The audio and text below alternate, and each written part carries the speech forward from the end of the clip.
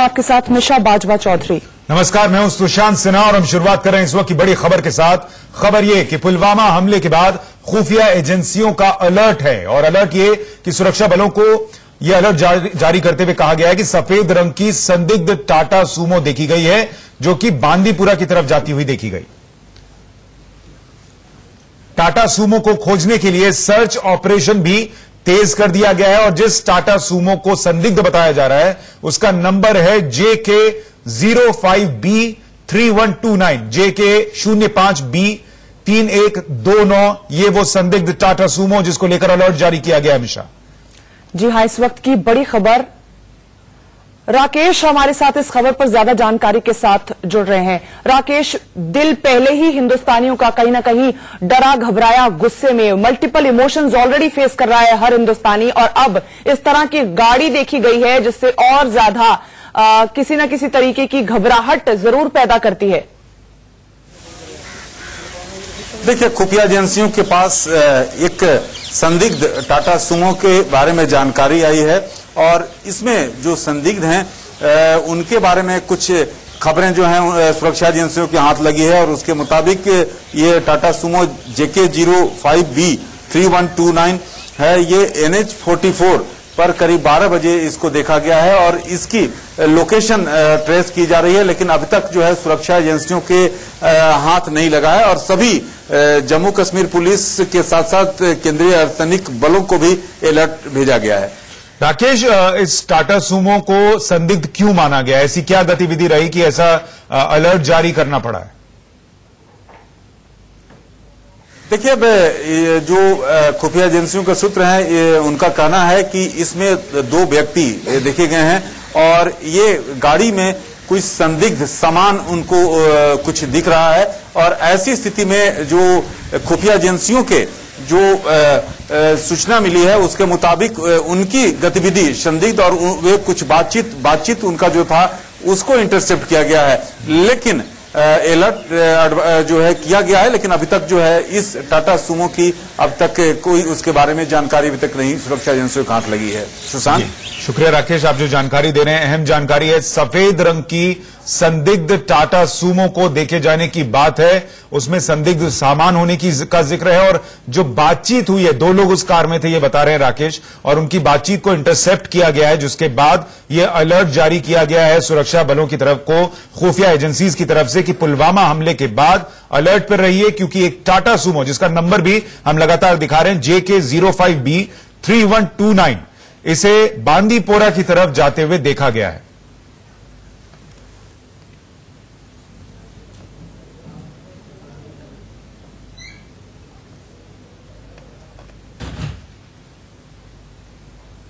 पूरी दुनिया जानती है कि पाकिस्तान वो मुल्क है जो आतंकवाद को पालता आया है। इसकी सरजमी पर हमेशा से आतंकवाद ने अपनी जड़ें मजबूत की हैं और पूरी दुनिया में बड़ी से बड़ी आतंकी घटनाओं का षड्यंत्र रचकर मानवता का खून बहाया है। पाकिस्तान में बैठकर ही आतंकिस्तान के आका पुलवामा जैसी घटनाओं को अंजाम देते रहते हैं। इन आतंकियों में वो 3 नाम शामिल हैं जो हमेशा से भारत को डराने की फिराक में रहते हैं। इनमें पहला नाम है आतंकी मसूद अजहर का, आतंकवाद का वो घिनौना चेहरा जो हिंदुस्तान का दुश्मन नंबर 1 है। यह आतंकी संगठन जैश-ए-मोहम्मद का संस्थापक है। मसूद अजहर पाकिस्तान के दहशतगर्दी की दुकान का आका है, दुकान चलाता आया है। तो तस्वीरें हम आपको दिखा रहे हैं, ये देश का दुश्मन नंबर 3 आप देख रहे हैं। आतंकी सैयद सलाउद्दीन कश्मीर घाटी से आतंकी ऑपरेशन को अंजाम देता है। घाटी में आत्मघाती हमलावरों को ट्रेनिंग का काम भी इसके जिम्मे है, यह बताया जाता है और इसको भी लेकर लगातार सुरक्षा एजेंसियां जो हैं वो अलर्ट पर रहती हैं और उनकी कोशिश है कि कैसे इस तक पहुंचा जा सके और जो पूरा टेरर कैंप चलता है उसको खत्म करने में बड़ी कामयाबी मिलेगी अगर इसको खत्म किया जा सके। तो देश का दुश्मन नंबर 3 है ये, दुश्मन नंबर 1 मसूद अजहर जो इस पुलवामा हमले का मास्टरमाइंड कहा जा रहा है। यही वो आका है जैश-ए-मोहम्मद का जिसने इस नापाक आतंकी हमले को अंजाम दिया।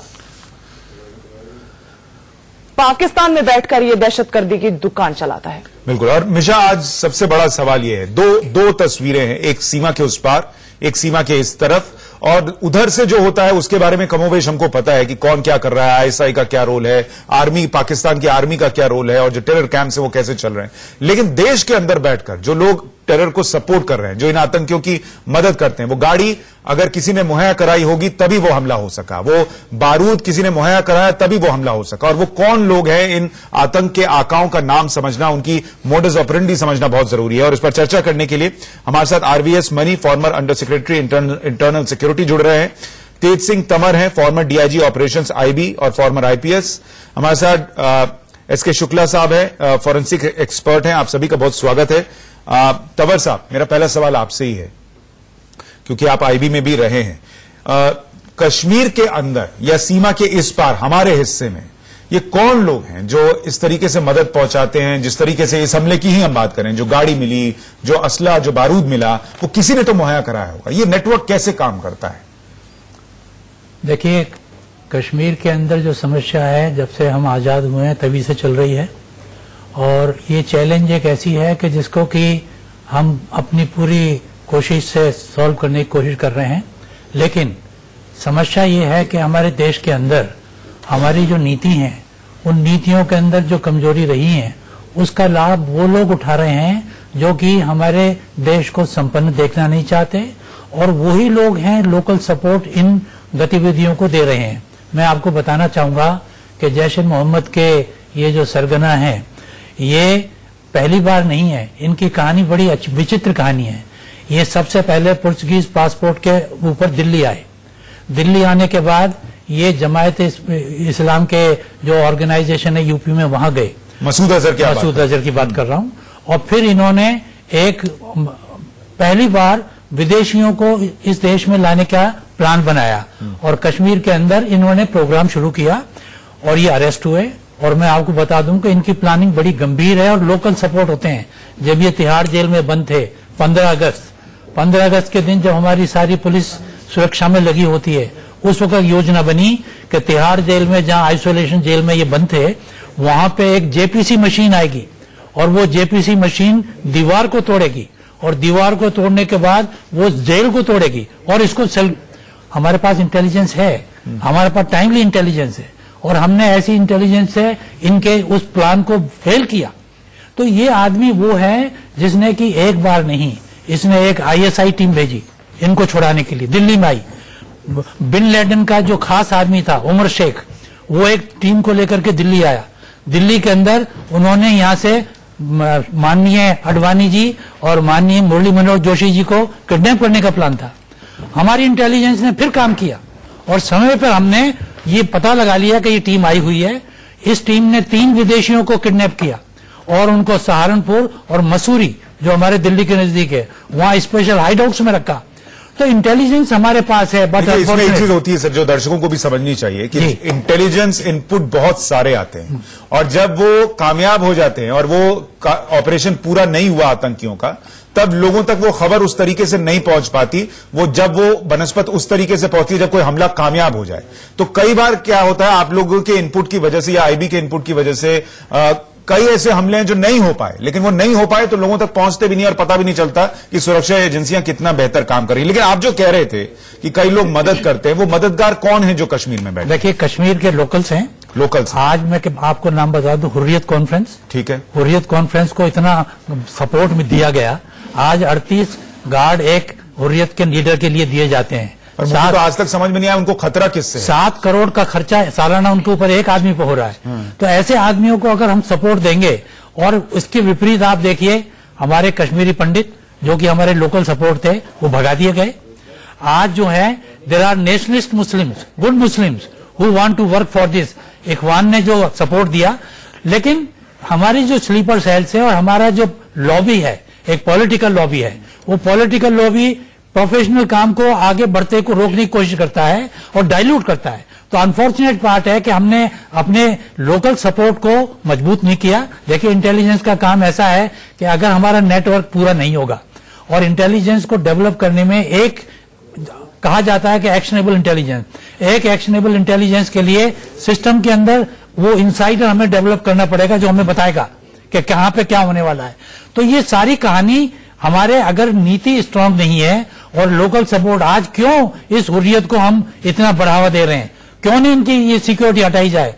क्यों नहीं उन लोगों को एक्शन लिया जाए जो कि टीवी के ऊपर, चैनल के ऊपर बाकायदा आकर के बातें करते हैं?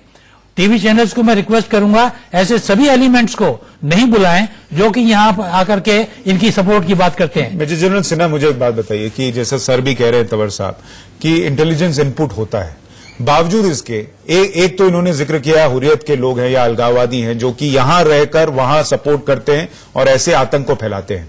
एक रिपोर्ट यह भी है कि इस बार जितने आतंकी मारे गए हैं उनमें से कई ऐसे थे जो कश्मीर के ही थे और ज्यादातर ऐसे थे जो कश्मीर के थे। उनका ब्रेन वॉश कौन कर रहा है? वो भी तो देश के दुश्मन हैं जो उनको बरगला रहे हैं, समझा रहे हैं, या उनको जो सपोर्ट, मॉनिटरी सपोर्ट हो या फिर हथियार मुहैया कराना या दूसरी चीजें दे रहे हैं, ये कौन लोग दे रहे हैं? कहां से हो रहा है? देखिए सुशांत जी, आपने बहुत अच्छा सवाल किया है और ऐसे सवाल डिस्कस होने चाहिए और खुल के आने चाहिए लोगों के पास। देखिए, पाकिस्तान में जब इनिशियली वहां से फिदायन आते थे और अफगानिस्तान से आते थे, विदेशी होते थे, फिर धीरे धीरे पाकिस्तान से रिक्रूट करके भेजते थे, अब उसमें उसको कर नहीं पाता है। तो उसने कहा कि ये फिदायन हम केवल कश्मीर के में पैदा करेंगे और उसने एक K2 प्लान बनाया, उसके तहत हो रहा है, 10-11 महीने से चल रहा है। K2 प्लान में उसमें कश्मीर और खालिस्तान दोनों ही इंक्लूडेड है। देखिए इसमें क्या कर रहा है उसने क्या कि हमारे एक्सटेंडेड आर्म वहां के लोग हों और उसके लिए उसने वाहिदिज्म, एक आपने सुना, ये कहानी नहीं है, 2720 मदरसे 4 डिस्ट्रिक्ट के अंदर पे आए हुए हैं। 4 डिस्ट्रिक्ट, आप सब समझ सकते हैं, हर एक कोने में, और वाहिदिज्म है वो पाकिस्तान से भी कुछ रेडिकलाइज्ड होकर के जो मुल्लाज हैं वो, और उन्होंने पूरा रेडिकलाइज कर दिया है सोसाइटी को। हम उसको तो बंद नहीं कर पाए, एक भी बंद नहीं करते हैं। क्या हो जाता है, जैसे आप कुछ करते हैं एक्शन, जैसे वो कह रहे थे, आपके वहां के जो मेन स्ट्रीम पार्टीज हैं वो घुस गए हैं उसमें और वो उसके पीछे पड़ जाते हैं।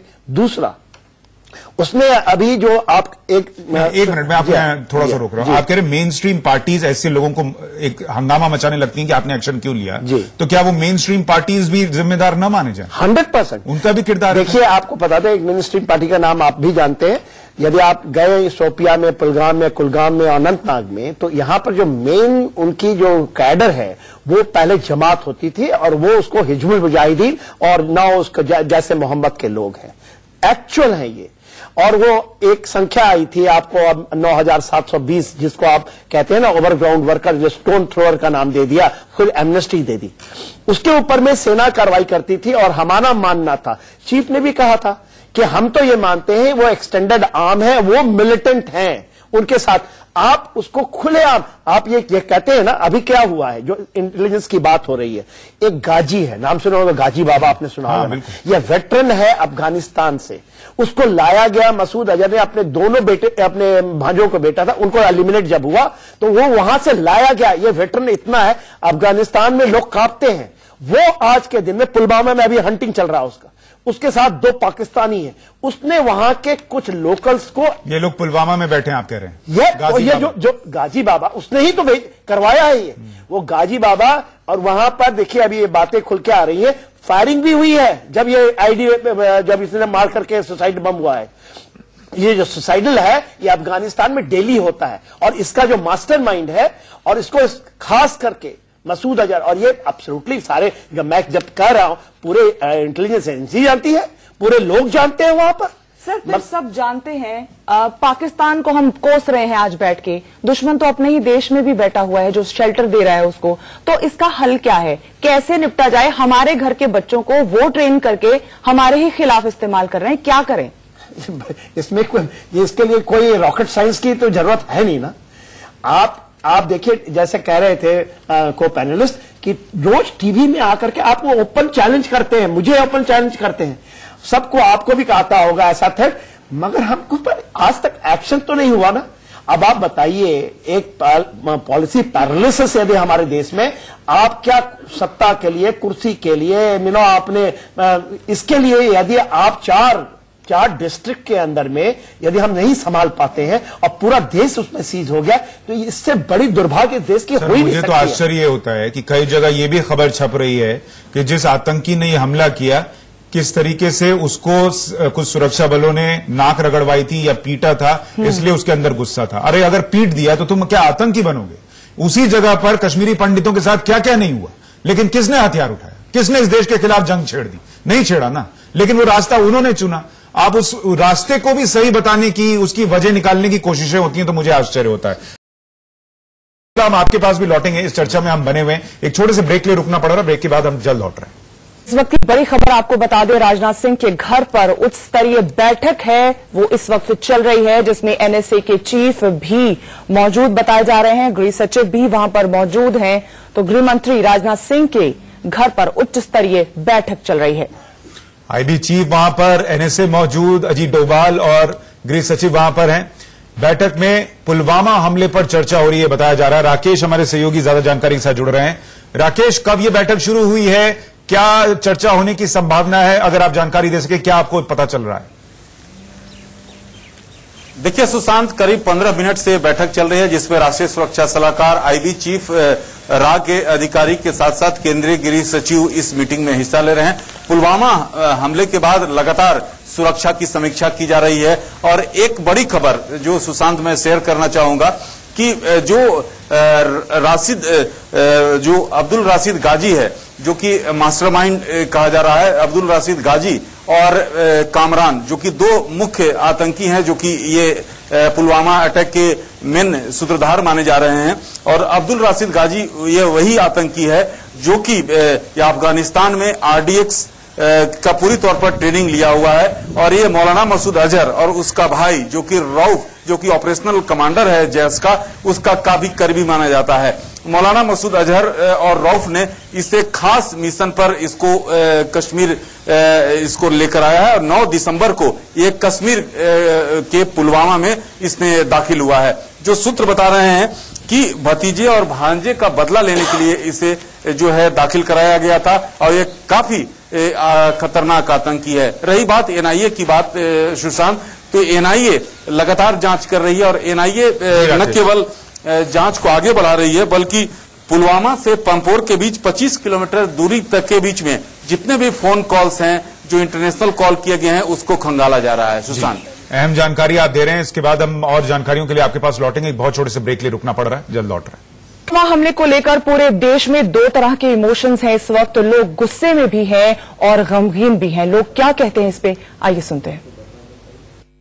इस दुख की घड़ी में उनके परिवार के साथ पूरा देश खड़ा है। जिस तरह से पाकिस्तान नापाक हरकत किया है, आदरणीय प्रधानमंत्री नरेंद्र मोदी जी से मांग करते हैं कि आप पूर्ण बहुमत में है, वक्त आ गया है कड़ी डिसीजन लेने का। इतना कड़ा डिसीजन लीजिए कि पाकिस्तान को दुनिया के मानचित्र से मिटा दीजिए, कि दोबारा पाकिस्तान जैसा कोई आतंकवादी राष्ट्र पैदा ही नहीं हो। पाकिस्तान एक ऐसा देश आज बन चुका है जो आतंकवादियों को पनाह देता है। ऐसे देश को इस मानचित्र पे रहना बहुत ही शर्मसार होने वाली बात है। मोदी जी से मेरा यह विनती है कि ऐसे देश का दुनिया के नक्शे से नाम मिटा देना ही जरूरी है। बट अगर हम ऐसे बैठे रहे और हमें आके कोई मारता रहे तो वो भी तो ठीक नहीं है ना। हमें दिखाना चाहिए कि हम भी मार सकते हैं। वो अगर मरा तो हमको मारना चाहिए। हम गांधी का जो बात था, मारो तो हम मार लेंगे, सो लेंगे, वो नहीं चलेगा। अभी का जमाना पलटी हो गया। क्रिकेट में होता है ना, मिडिल ओवर में अभी हम लोगों के पास 2 स्पिनर्स है मिडिल ओवर में विकेट लेने के लिए। जस्ट गो फॉर द किल। अगर आप रखोगे तो वो रन बनाएगा, और जो बना रहा है जस्ट गो फॉर द किल। तो लोगों के इमोशंस है जिसका मिशा आप जिक्र कर रही थी, जिस पर हम बात भी कर रहे हैं। और हमारे साथ खास मेहमानों का पैनल बना हुआ है। मेजर जनरल रिटायर्ड के सिन्हा डिफेंस एक्सपर्ट के तौर पर हमारे साथ हैं। Tej Singh Tanwar, former DIG operations IB हमारे साथ हैं। Doctor SK Shukla, forensic expert भी हमारे साथ बने हुए हैं।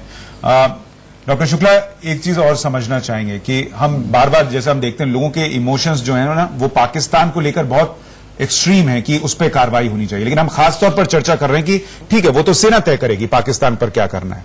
लेकिन हिंदुस्तान के अंदर जो दुश्मन बैठे हैं सीमा के इस तरफ, जिसका हम जिक्र कर रहे हैं, वो कौन है और उन पर क्या एक्शन लिया जाना चाहिए आपके लिहाज से? देखिए, ये जो कार बम का जो घटना हुई है, ये पहली बार हिंदुस्तान में हो रही है। बहुत ज्यादा घटनाएं नहीं हुई हैं।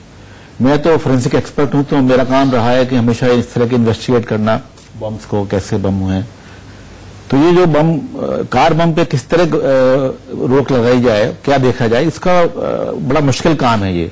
इसको हम आमतौर पर कहते हैं ये गरीब आदमी की एफर्ट्स बोली जाती है, क्योंकि इसमें जो टारगेट भी फिक्स नहीं है और सोर्स भी फिक्स नहीं है, कहाँ लेकर जा रहे हैं। तो इंटेलिजेंस बहुत इसमें स्ट्रांग होनी चाहिए एक तो। और लेकिन ये जो कार बम आप कह रहे हैं जी, इसको बनाना कि किस तरीके से इसमें कितना बारूद हो, कैसे बने, कैसे विस्फोट हो, इसकी तकनीक भी कोई तो सिखा रहा होगा। ऐसा तो नहीं कि वहीं पाकिस्तान से उन्होंने व्हाट्सएप किया होगा कि ऐसे ऐसे बना लेना। बम बनाने की तकनीक बहुत आसान है। इंटरनेट पे आप जाइए, देखिए एक बुक है मुजाहिदीन बुक ऑन एक्सप्लोजिव, इसका पीडीएफ आप डाउनलोड कर लीजिए। उसमें सैकड़ों तरकीब दी गई हैं।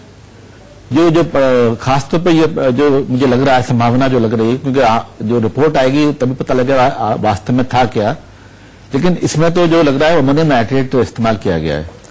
अमोनियम नाइट्रेट बड़ी आसानी से मिल जाता है, किसान खाद में ये इस्तेमाल होता है, कैल्शियम सल्फेट और अमोनियम नाइट्रेट। अगर किसान खाद का एक बोरा आप ले लें, पानी में डाल दें तो जिप्सम बैठ जाएगा और जो पानी ऊपर का निकाल लीजिए आपस से, उसको आप सुखा लीजिए तो अमोनियम नाइट्रेट निकल आता है। मैं ये चाहूंगा सर आप पूरी तकनीक ना बताएं बैठकर कि ताकि जो लोग यहीं पर सीख जाएं, ये भी नहीं है। लेकिन जुनैद सिन्हा मुझे एक चीज बताइए कि जिन वेबसाइट का जिक्र कर रहे हैं डॉक्टर शुक्ला, क्या ऐसी वेबसाइट सरकार को नहीं पता है और इनको बैन करना भी तो बहुत जरूरी है, अगर इतने खुले तौर पर पता चल रहा है कैसे क्या करना है? सुशांत जी, ये इतना आसान नहीं है जो जैसे बातें हो रही हैं। देखिए मैं आपको पूरी बातें बता, आईडी जो है ना कहाँ शुरू हुई थी? सबसे पहले आईडी शुरू हुई थी श्रीलंका में, और एलटीटी इसका एक्सपर्ट माना जाता था। उसके बाद पूरे देश में फैल गया, ये पूरे विश्व में फैला। उसके बाद इसकी जो जम्मू एंड कश्मीर में कोई नया नहीं है, मगर पूरी की पूरी रोक लगा दी गई। पहले आईडी रोज हाईवे में फटती थी, उसको प्लान करते थे, उसके अंदर में 200-300 केजीज लाके पूरे हमारे कैश्मीर व्हीकल को उड़ा दिया जाता। पूरी रोक लगा दी गई कि कोई भी ऐसा सब्सटेंस वहां पर उपलब्ध नहीं था। मगर सबसे बड़ी बात है जो अभी है वो है कि आपके पास इतनी बड़ी मात्रा में एक्सप्लोसिव कैसे आया, जबकि वो 4 डिस्ट्रिक्ट ही है जो डिस्टर्ब्ड एरिया है। टोटल वहां पर कंट्रोल्ड होना चाहिए, मगर क्या प्रॉब्लम है? प्रॉब्लम है कि आपके तकरीबन 10,000 लोग ओवरग्राउंड वर्कर्स जो कैरियर हैं, जिसको लेके जो एक्सटेंडेड आर्म है पाकिस्तान के, उसकी फौज वहां काम कर रही है, उसको हम ले लेते हैं नहीं वो बच्चे हैं। वो अभी आपको पता होगा इसके पहले ये जो अटैक हुआ उसके 2 दिन पहले एक स्कूल में पुलवामा में ही अटैक नहीं हुआ था, एक फटा था कुछ, और उसको कह दिया कि ग्रेनेड फटा है बच्चों के बीच में। जब बाद में अभी पता लगा उसके 2 दिन बाद कि वहां के 10वें और 11वें क्लास के बच्चे कुछ एक्सप्लोसिव लेकर आए थे स्कूल में, फिर उसको कारपेट के नीचे छिपा दिया गया। कि ये बात अभी तक नहीं आई, मीडिया में खुलकर नहीं आई है, और वो कह दिया कि नहीं वो एक एनकाउंटर साइट से कुछ लेकर आ गए थे। अरे भाई वहां पर ये कैरियर्स हैं। पर सर हमारी विजिलेंस कहाँ है? हम कहाँ से इनको कैसे नैब करेंगे? 5 किलो अगर कहीं से कोई विस्फोटक पकड़ लेती है वहां पर, तो उसकी प्रेस कॉन्फ्रेंस कर दी जाती है, और यहाँ पे इतना ज्यादा बारूद इकट्ठा हो रहा था, किसी को पता ही नहीं चला। ये कैसे इंटेल फेलियर है? ये इतना बड़ा विस्फोटक कैसे पहुंच गया? ये कोई क्लासरूम में तो बन नहीं रहा था, तो ये प्रोवाइड करने वाला भी कोई अपना ही मिला हुआ है। देखिए मैं ही बता रहा हूं, जब आपने खुले तौर पर जो उनके लोग हैं 10,000 के करीब, इन 4 डिस्ट्रिक्ट में बता रहा हूं, उससे भी ज्यादा है, जो कहते हैं ना कि आतंकवादी जो एक्सटेंडेड ओवरग्राउंड वर्कर्स हैं, जिसको आपने एमनेस्टी, वही पत्थर मारते हैं, वही ये पूरे एक्सप्लोसिव को वही सारी मुहैया करवाते हैं। ये जितने टेररिस्ट अभी गाजी बाबा का नाम है ना, ये उनको लेकर आते हैं, छिपाते हैं अपने घरों के बीच, वो उसको रखते हैं, खाना रसद पहुंचा। सबसे बड़ा तो आप इसके लॉजिस्टिक बेस को नहीं काट पाते हैं। और क्यों क्या है वो, जब आप कहती है ना ओवरग्राउंड वर्कर में वो लोग भी शामिल हैं। देखिए मैं नाम लूंगा तो फिर आप बोलेंगे कि नाम, जो वहां की मेन स्ट्रीम पार्टीज हैं उनके लोग खुलेआम आपको टीवियों में बोल रहे हैं, खुलेआम चले जाते हैं ओवरग्राउंड वर्कर के ऊपर। जो आईबी के लोग हैं उनके लिए कश्मीर में काम करना कितनी बड़ी चुनौती होती है। और हमने एक इन्फो देखी थी कि इसकी सूचना तो थी, इंटेलिजेंस था कि हमला हो सकता है, जो कि दिया गया था 8 फरवरी को, लेकिन इस तरीके से बारूद जमा हो रहा है, क्या इसको लेकर इंटेलिजेंस नहीं रही होगी, या कितना मुश्किल रहा होगा इस इंटेलिजेंस को इकट्ठा करना कि इतनी भारी तादाद में बारूद आ चुका है? देखिए, इसमें जो ग्राउंड के ऊपर जो इंटेलिजेंस कलेक्शन का प्रोसेस है, उस प्रोसेस के अंदर यह है कि नेटवर्क जितना आपका बड़ा होगा, नेटवर्क में हम इनको कहते हैं कॉन्टैक्ट्स एंड एजेंट्स, जितना आपका स्प्रेड होगा उतनी ही आपके पास एक्यूरेट इंटेलिजेंस आएगी। अनफॉर्चुनेटली कश्मीर में सिचुएशन ये हो गई कि कश्मीरी पंडित सब निकल गए, हमारी फोर्सेस को भी उतनी सुविधा नहीं दी गई और पॉलिटिकल इंटरफियरेंस कंटिन्यूअसली रह रहा है। उससे क्या हो रहा है कि वहां पे एक कैडर, दो तरह के कैडर है वहां, एक है जिसको हम कहते हैं पीटीएम, पाक ट्रेंड मिलिटेंट, और एक है एलटीएम जिसको हम कहते हैं लोकल ट्रेंड मिलिटेंट। तो ये लोकल ट्रेंड मिलिटेंट सारे के सारे वहां की जो जमात है, वो सोशल ग्रुप्स भी हैं, वो रिलीजियस ग्रुप्स हैं, वो पॉलिटिकल ग्रुप्स हैं, वो सो कॉल्ड इंटेलेक्चुअल्स हैं, और उसमें अनफॉर्चुनेटली मीडिया भी शामिल हो गई।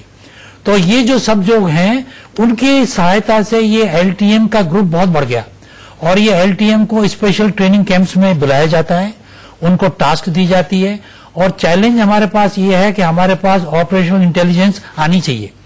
वो ऑपरेशनल इंटेलिजेंस के लिए जो सपोर्ट चाहिए वो है नहीं, कहीं कहीं पे कोऑर्डिनेशन की प्रॉब्लम है। स्टेट पुलिस की कुछ थिंकिंग है, जेल की कुछ थिंकिंग है। हमें मालूम है कि जेल के अंदर मिलिटेंट प्लानिंग कर रहे हैं और जेल एडमिनिस्ट्रेशन इन्वॉल्व है, हम रिपोर्ट देते हैं लेकिन पॉलिटिकल इन्फ्लुएंस आ जाता है।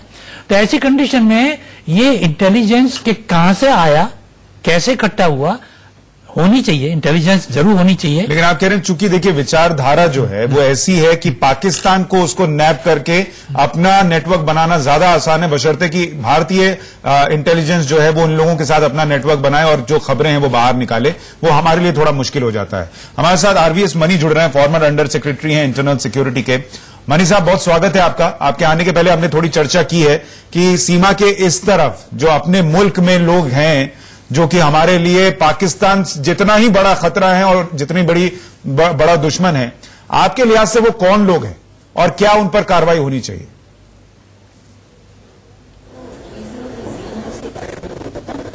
पीछे के दोनों प्रवक्ता ने बिल्कुल बात तो सारी स्पष्ट कह दी है।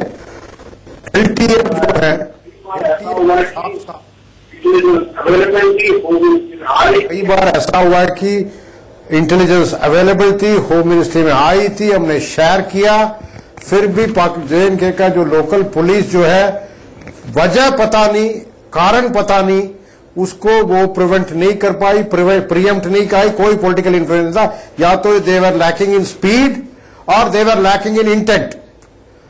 ऐसा एक बार नहीं हुआ, 2010 में भी हुआ, स्टोन पिल्टिंग का भी था, कई ऐसे इंटेलिजेंस इनपुट ऐसे हुए हैं जहां हमारी इंटेलिजेंस गैदरिंग के, आई नो कि there are constraints in intelligence gathering in Kashmir because local assets can not be cultivated in the given situation, मगर जिस वक्त भी जितने भी लोकल एसेट्स के साथ जितने भी क्वालिटी ऑफ इंटेलिजेंस आई है, उसको अगर हम शेयर भी करते हैं तो उसको हम आगे उसके ऊपर कार्रवाई जो है वो स्टेट पुलिस लेगी, और स्टेट पुलिस इस जगह पे कई बार असफल रही है।